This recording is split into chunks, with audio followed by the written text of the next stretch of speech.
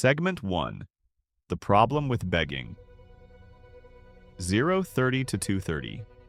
When we beg for love, we're actually doing two harmful things simultaneously. First, we're placing our happiness entirely in someone else's hands. The Stoic philosopher Epictetus wrote, "Make the best use of what is in your power and take the rest as it happens." But when we desperately seek someone's approval, we're doing the opposite. We're saying, "My happiness depends on something completely outside my control. Your feelings toward me." Second, ironically, begging for love often pushes people away. Think about it. Have you ever been more attracted to someone because they seemed desperate for your attention?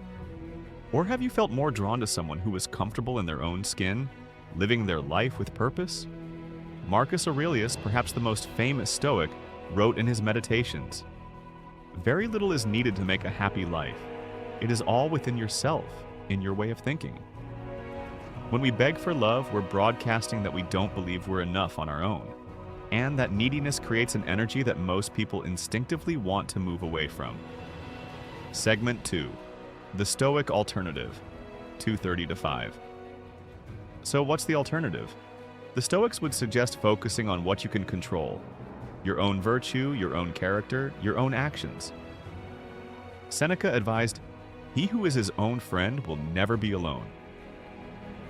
The Stoics believe that by developing self-sufficiency and inner strength, we create the foundation for all healthy relationships. Instead of begging for love, Stoicism teaches us to cultivate self-love and self-respect. First, focus on becoming the kind of person worthy of love. Accept that others' feelings are outside our control. Find joy in giving love freely without expectation. Think about the most magnetic people you know. They don't chase others. They're not constantly seeking validation. Instead, they're engaged in their own lives, pursuing their values, developing their character. And here's the paradox. When you stop desperately seeking love and instead focus on becoming someone of value and virtue, love often comes to you naturally. Segment 3. Practical Stoic Exercises. 5 to 7:30. Let's get practical. Here are some Stoic-inspired exercises to help you stop begging for love and start living naturally. Morning reflection. Start each day by reminding yourself what's in your control: your thoughts, actions, and responses, and what isn't: others' opinions and feelings toward you.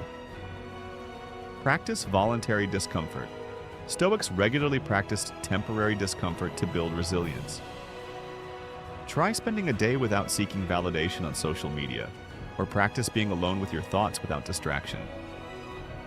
Negative visualization. Imagine losing the relationship you're clinging to. The Stoics believe this practice helps us appreciate what we have while reducing our attachment to specific outcomes. Evening review. End each day by examining your actions. Where did you sacrifice your dignity by begging for attention? Where did you maintain your self-respect? Remember Epictetus's words, "Freedom is secured not by the fulfilling of desires, but by the removal of desire." Segment 4. The Natural Flow. 7:30 to 9:30.